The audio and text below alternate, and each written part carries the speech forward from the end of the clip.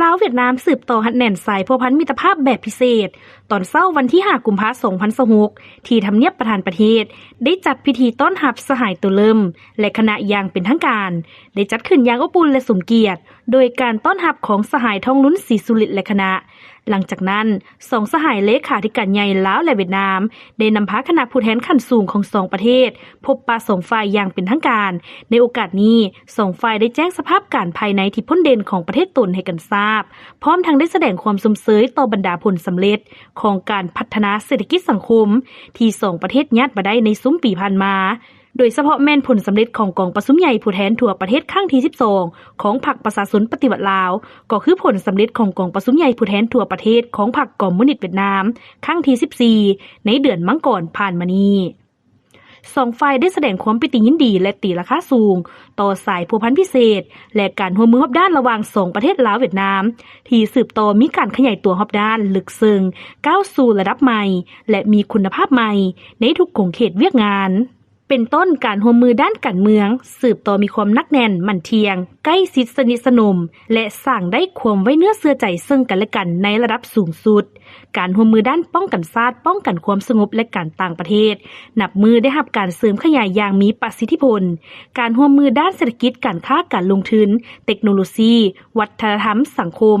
การศึกษาอื่นๆนับมือได้รับการเพิ่มทวีและนำเอาผลประโยชน์อย่างเป็นรูปธรรมมาสู่ประชาชน2ชาติลาวเวียดนามพิเศษ2ฝ่ายได้ยืนยันคืนเกี่ยวกับการเพิ่มพูนคุณสร้างสายพัวพันมิตรภาพอันยิ่งใหญ่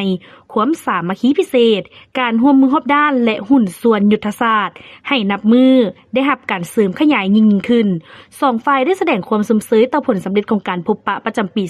2026ระหว่าง2กลุ่มการเมืองลาวเวียดนามซึ่งได้กำหนดทิศทางยุทธศาสตร์ในการร่วมมือในระยะใหม่ให้มีความแท้เหมาะกับตัวจริงและมีมากผลกว่าเก่าก็คือผลสำเร็จของกองประชุมครั้งที่48ของคณะกรรมการร่วมมือทวีภาคีระหว่าง2รัฐบาลซึ่งได้สร้างบัตรก้าวบุกทะลุใหม่ในการสุกยุบรรดาโครงการร่วมมือด้านเศรษฐกิจวัฒนธรรมและวิทยาศาสตร์เทคนิคให้มีความคืบหน้าและนำเอาผลประโยชน์ตัวจริงมาสู่ประชาชน2ชาติให้นับมือนับหลายขึ้นเป็นต้นโครงการท่าเรือวุงอ่างโครงการพัฒนาเส้นทางรถไฟเวียงจันทน์ท่าแขกวุงอ่างโครงการสร้างสายส่งไฟฟ้า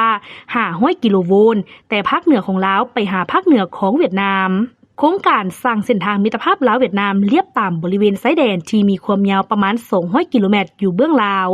โครงการสร้างสางเก็บน้ำมันหรือการสร้างระบบท่อส่งโครงการสร้างมหาวิทยาลัยมิตรภาพลาวเวียดนามอยู่สปป.ลาวและอื่นๆรวมทั้งการกะเกี่ยมความพร้อมรอบด้านเพื่อเฉลิมฉลองปีสามัคคีมิตรภาพลาวเวียดนาม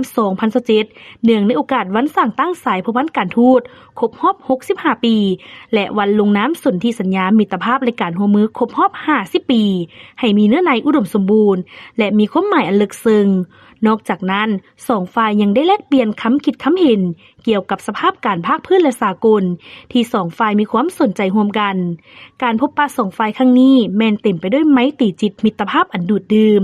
ซึ่ง2ฝ่ายได้ตีราคาสูงต่อมากผลอันจบงามของการพบปะดังกล่าวและเชื่อมั่นว่า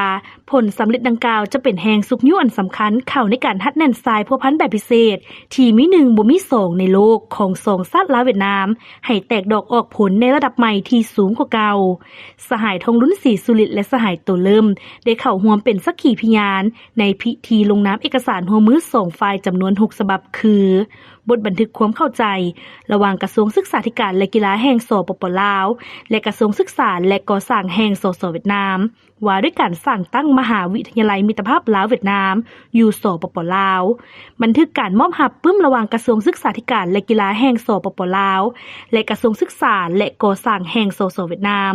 แผนการร่วมมือปี2026ระหว่างกระทรวงยุติธรรมแห่งสปป.ลาวและกระทรวงยุติธรรมแห่งสส.เวียดนามบทบันทึกความเข้าใจเกี่ยวกับการร่วมมือระหว่างแขวงหลวงน้ำทาและแขวงฟูเถาะบทบันทึกความเข้าใจเกี่ยวกับการร่วมมือระหว่างแขวงบ่อแก้วและแขวงฟูเถาะและบทบันทึกความเข้าใจเกี่ยวกับการร่วมมือระหว่างแขวงหลวงพระบางและแขวงฟูเถาะ